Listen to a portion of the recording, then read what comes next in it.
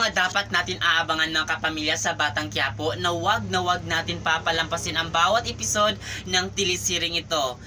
Ito ang pangalawang mission ni Tanggol na patumbahin at patayin itong mga sindikatong ito kasi utos ito ng kilala din na sindikato, kaya naghanda talaga siya ng 100 million na kung sino ang makakapatay sa mga sindikato na ito ay handa siyang magbigay ng 100 million. At agad naman talaga inutusan ni Espinas ito si Tanggol at ng tropa niya na sila ang tatapos at papatay at magtrabaho dito sa mga sindikato kasi malaki talaga ang tiwala ni Espinas dito kay Tanggol maging sa kanyang tropa, kaya ang lahat ng ito ay abangan natin. Pero hindi pwedeng magkamali, hindi pwedeng mabigo ito si Tanggol. Ito pa rin, kung hindi talagang mapapahamak ang tropa ni Tanggol at hindi naman siguro hahayaan ni Tanggol na mangyari sa kanyang tropa, kaya abangan natin yan mga kapamilya kung magtatagumpay nga ba talaga sa pagkakataong ito si Tanggol laban sa mga sindikato na papatayin niya at patutumbahin. Kaya abangan natin yan mga kapamilya dito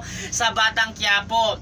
Nagkakaayos naman talaga itong pamilya ni Mukang at ni Ramon kasi para din yun sa ikakabuti nila, kasi maging isang pamilya sila, dapat sila ay magkakaintindihan sa loob ng isang bahay. Kaya ngayon ay mas pinili talaga nila na magkaayos na lang talaga kaysa mag-away-away. Kaya ano pang ginagawa nyo? Manood kayo dito sa Batang Quiapo kasi bawat episode talaga kaabang-abang ang mga pangyayari na ito ay hindi dapat natin palapasin. For more updates mga kapamilya, lagi lang kayo makatutok dito sa Kinaari Ka Natin panoorin tuwing gabi, at ito ang Batang Quiapo. Thank you!